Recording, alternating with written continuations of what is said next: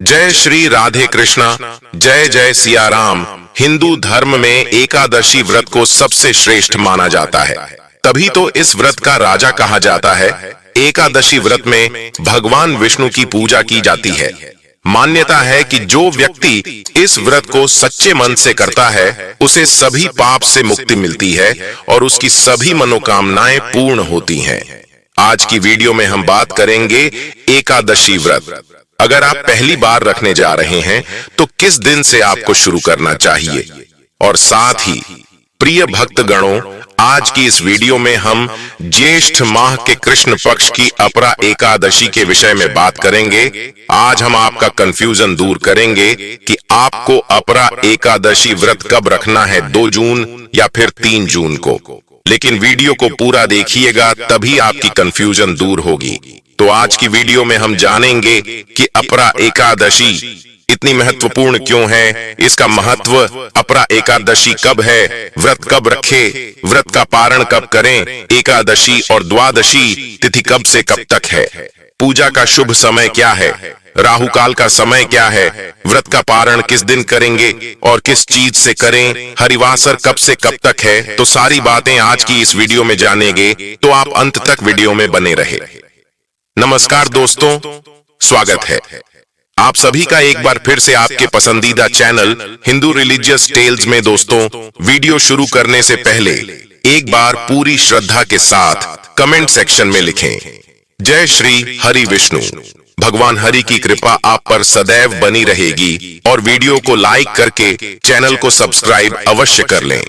दोस्तों, एकादशी व्रत साल में कुल 24 बार और महीने में 2 बार आता है। हर महीने पूर्णिमा के बाद की कृष्ण पक्ष और अमावस्या के बाद की शुक्ल पक्ष तिथि को एकादशी मनाई जाती है। माह में 2 एकादशियां होती हैं, अर्थात आपको माह में बस 2 बार और वर्ष के 365 दिनों में मात्र 24 बार ही नियम पूर्वक एकादशी व्रत रखना है। हालांकि प्रत्येक तीसरे वर्ष अधिक मास होने से 2 एकादशियां जुड़कर ये कुल 26 होती हैं। कृष्ण पक्ष में आने वाली एकादशी में व्रत करने से पूर्वजों और पितरों का आशीर्वाद प्राप्त होता है। वंश की वृद्धि के साथ संतान सुख की प्राप्ति भी होती है। इसी प्रकार शुक्ल पक्ष को पड़ने वाली एकादशी को व्रत करने से पितृमातृकाओं एवं मातृमातृकाओं को प्रसन्नता होती है और उन्हें मुक्ति मिलती है। पुराणों के अनुसार जो व्यक्ति एकादशी करता रहता है वह जीवन में कभी भी संकटों से नहीं घिरता और उसके जीवन में धन और समृद्धि बनी रहती है।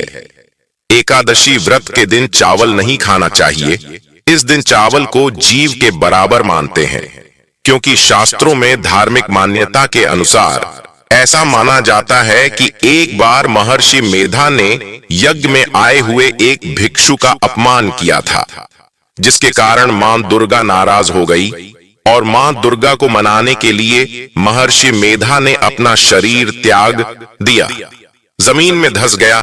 इससे मां दुर्गा प्रसन्न हो गई और महर्षि को आशीर्वाद दिया कि उनके अंग भविष्य में अन्न के रूप में उगेगी।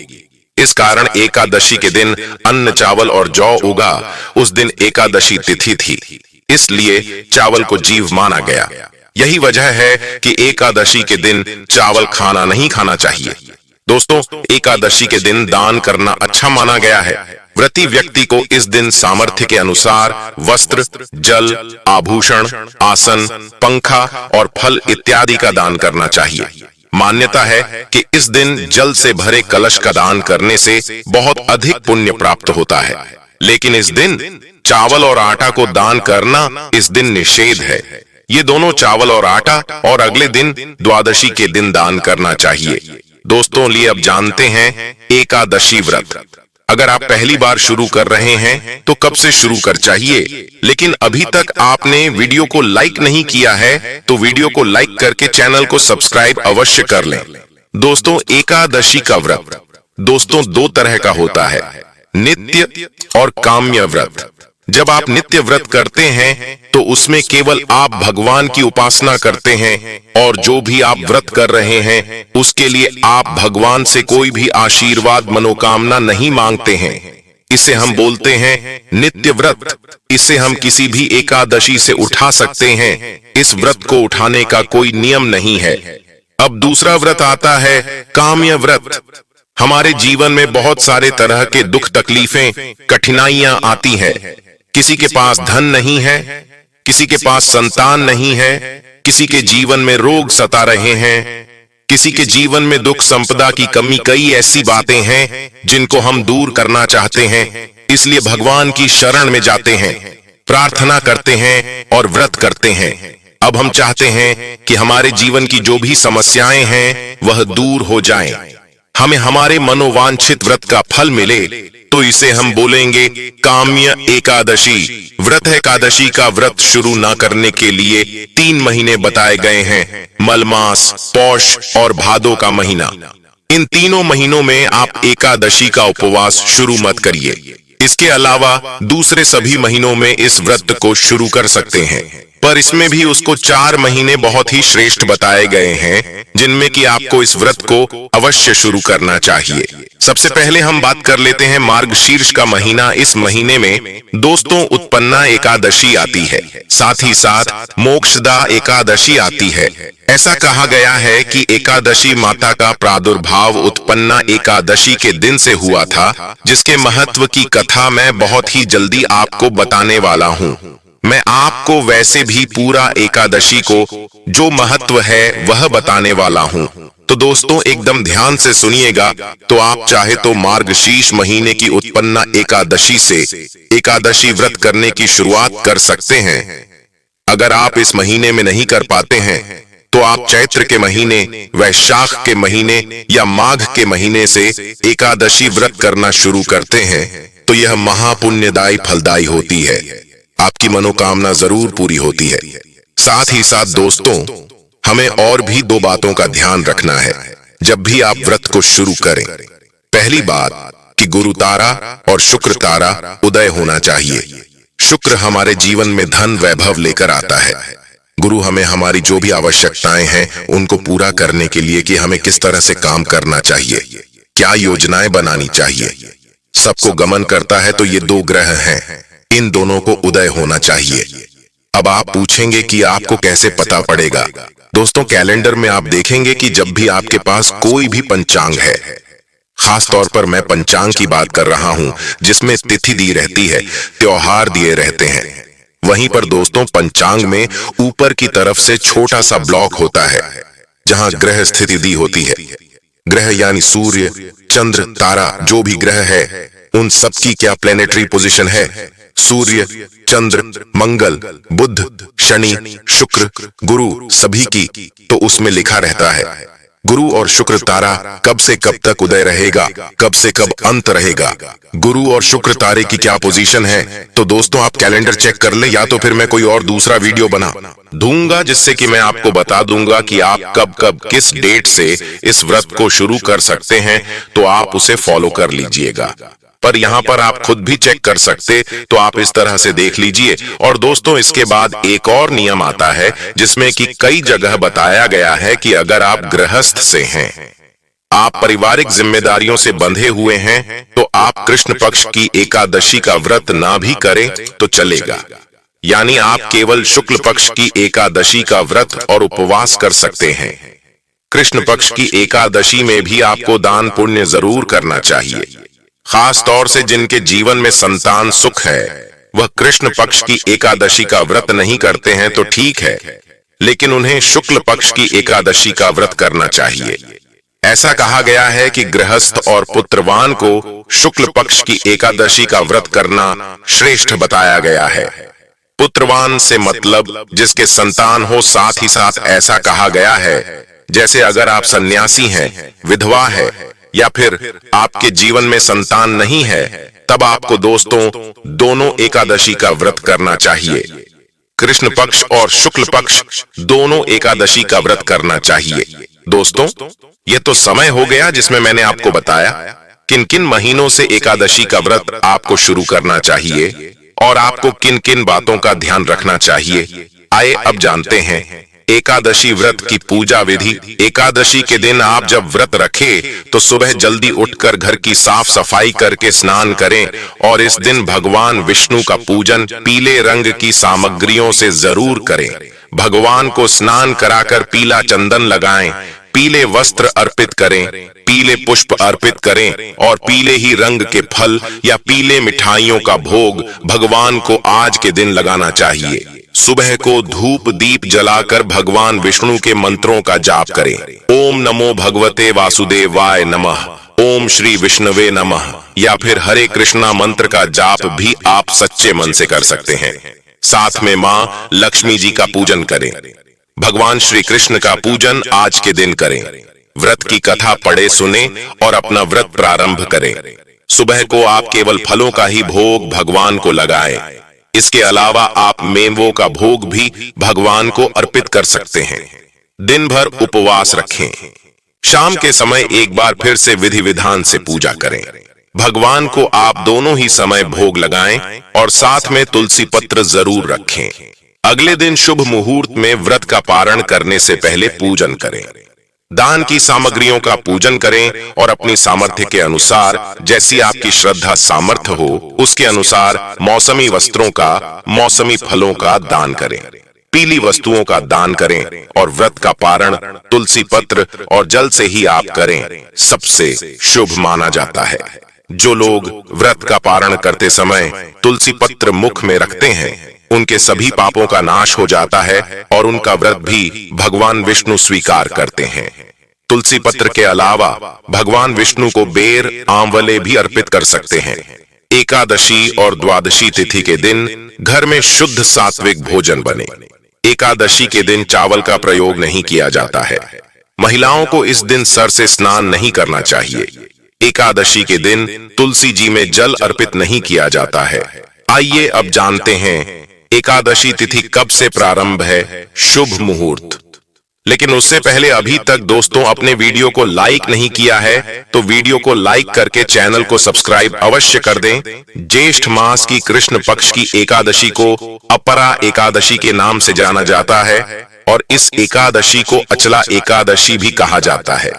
इस दिन भगवान त्रिविक्रम की पूजा का विधान है और अपार पुण्य की प्राप्ति होती है। अपरा एकादशी का व्रत करने से, जैसा इसके नाम से ही पता चलता है, अपरा एकादशी मतलब अपार पुण्य की प्राप्ति होती है, अपार धन की प्राप्ति होती है। इस बार एकादशी की तिथि प्रारंभ होगी 2 जून रविवार की सुबह 5:05 से। इससे पहले तक दशमी तिथि रहेगी और एकादशी की तिथि समाप्त होगी 3 जून सोमवार की सुबह 2:41 पर। क्योंकि एकादशी की तिथि इस बार 2 दिन रहने वाली है, ऐसे में इस बार दोनों ही दिन एकादशी का उपवास रखा जाएगा। 2 जून रविवार को पड़ने वाला एकादशी का व्रत दशमी तिथि युक्त एकादशी का रहेगा और ऐसे में जो भी गृहस्थ जन है वो इस उपवास रख सकते हैं। लेकिन जो भी वैष्णव लोग होते हैं जिन्होंने गुरु मंत्र की दीक्षा ली होती है, उन्हें द्वादशी तिथि मिली हुई एकादशी का व्रत रखना चाहिए। ऐसे में आप चाहे तो 2 जून रविवार का व्रत रख सकते हैं। लेकिन मोक्ष प्राप्ति की इच्छा रखने वाले सभी भक्तों को द्वादशी तिथि एकादशी का ही व्रत रखना चाहिए। इसलिए इस बार 3 जून सोमवार को भी एकादशी का व्रत रहेगा, क्योंकि वैष्णव एकादशी होगी। इस दिन भले ही एकादशी तिथि सुबह ही समाप्त हो गई हो, लेकिन यह एकादशी बहुत ही शुद्ध एकादशी मानी जाती है। व्रत रखते समय आपको इस बात का भी ध्यान देना चाहिए कि अगले दिन द्वादशी तिथि पर सुबह के समय हरिवासर ना हो। यदि सुबह के समय हरिवासर होता है, उस समय व्रत नहीं खोला जाता है। हमेशा हरिवासर का समय समाप्त होने के बाद व्रत खोला जाता है। ऐसे में अगर आप 2 जून रविवार को एकादशी का व्रत रख रहे हैं तो आपको 3 जून को थोड़ा देर से व्रत का पारण करना होगा। द्वादशी तिथि प्रारंभ होगी 3 जून सोमवार की सुबह 2:42 से और इसी के साथ हरिवासर का समय भी शुरू हो जाएगा। शुरुआत के 5 से 6 घंटे का समय हरिवासर रहता है और द्वादशी तिथि समाप्त होगी 4 जून मंगलवार को, यानी कि 3 जून सोमवार की ही मध्य रात्रि 12:18 पर। हरिवासर का जो समय है वह 3 जून सोमवार को सुबह 8:30 पर समाप्त होगा। इससे पहले तक आप उपवास नहीं खोल सकते क्योंकि हरिवासर रहेगा। ऐसे में जिन्होंने भी 2 जून को एकादशी का उपवास रखा है उन्हें 3 जून सोमवार को सुबह 8:35 से 9:55 के बीच में एकादशी का उपवास खोलना चाहिए। यदि किसी कारण से आप सुबह के समय उपवास न खोल पाए तो आप दोपहर 1 बजे से 3 बजे के बीच में अपना उपवास खोल सकते हैं। और जिन्होंने भी 3 जून सोमवार को वैष्णव अपरा एकादशी का उपवास रखा है वो 4 जून मंगलवार को सुबह 5:44 से 6:25 के बीच में अपना उपवास खुलेंगे। इस समय आपको अपने व्रत का पारण करना होगा। आप हमेशा पारण मुहूर्त से पहले पूजा कर लें, भगवान को भोग लगा लें और जब पारण मुहूर्त हो उस समय आप विधि विधान से, यदि आपकी सामर्थ्य हो तो किसी ब्राह्मण देवता को, किसी पुजारी को या किसी वैष्णव को अपने घर पर आमंत्रित करके उन्हें भोग प्रसाद दे और उसके बाद तुलसी पत्र और जल से अपना उपवास खोल सकते हैं।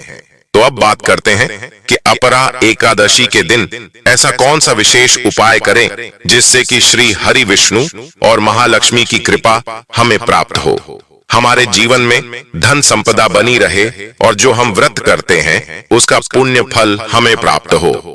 आज के दिन भगवान विष्णु और महालक्ष्मी की विधिवत पूजा करनी है। संयुक्त रूप से चंदन यात्रा का अंतिम दिन भी है, तो आज आप चंदन से श्रृंगार कीजिए। भगवान श्री हरि विष्णु का तुलसी दल जरूर अर्पित करना है आपको। मखाने की खीर बनाकर उसमें अगर आप केसर युक्त मखाने की खीर बनाएं, जैसे आप थोड़ा सा केसर डाल दें तो पीली खीर हो जाती है।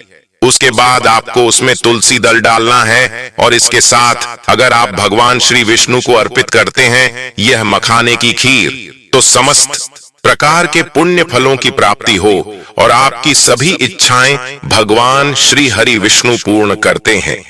मां लक्ष्मी की जब पूजा कर रहे हैं तो गुलाब के पुष्प उन्हें जरूरत अर्पित कीजिए और जब आप गुलाब के पुष्प अर्पित कर रहे हैं महालक्ष्मी के मंत्र का जाप कीजिए। ओम श्रीं ह्रीं श्रीं कमले कमलालये प्रसीद प्रसीद श्रीं ह्रीं श्रीं ऐं महालक्ष्म्यै नम मंत्र का जाप आप अधिक से अधिक कीजिए। संभव हो तो कमल गट्टे की माला लेकर एक माला 11 माला कर लीजिए, बहुत श्रेष्ठ फल की प्राप्ति होती है। एकादशी के दिन मां लक्ष्मी के मंत्र का जाप करने का, भगवान श्री हरि विष्णु के मंत्र का जाप करने का, इस मंत्र का जप करें आप और जो फूल आपने मां लक्ष्मी को अर्पित किए हैं वह पुष्प पर पूजा के बाद एक लाल रेशमी कपड़े में बांधकर अपने धन रखने के स्थान पर रख दीजिए। इससे आपके घर में कभी भी धन का अभाव नहीं होगा, हमेशा धन का आगमन बना रहेगा और धन का संचय बना रहेगा। भगवान श्री हरि विष्णु की जब आप पूजा कर रहे हैं तो तुलसी के पत्ते ले लीजिए और सब पर आपको चंदन लगाना है, पीला चंदन लगा लीजिए और यह चंदन युक्त तुलसी पत्र भगवान श्री हरि विष्णु के चरणों में अर्पित कीजिए। मां लक्ष्मी का मंत्र जप कर रहे हैं, भगवान श्री हरि विष्णु के भी मंत्र का जाप कीजिए और विष्णु सहस्त्र नाम का पाठ और कनकधारा स्तोत्र का पाठ आज करने से आपके जीवन में सदा धन संपदा बनी रहती है। अपरा एकादशी का व्रत करने से अपार धन, अपार पुण्य की प्राप्ति होती है। इस दिन विधि विधान से भगवान श्री हरि विष्णु की अगर आप पूजा करते हैं, मां लक्ष्मी की पूजा करते हैं, नियमों का पालन करके इस व्रत को करते हैं, तो आपके जीवन में सदा धन संपदा बनी रहती है और सभी प्रकार के पाप कर्मों से भी मुक्ति मिलती है।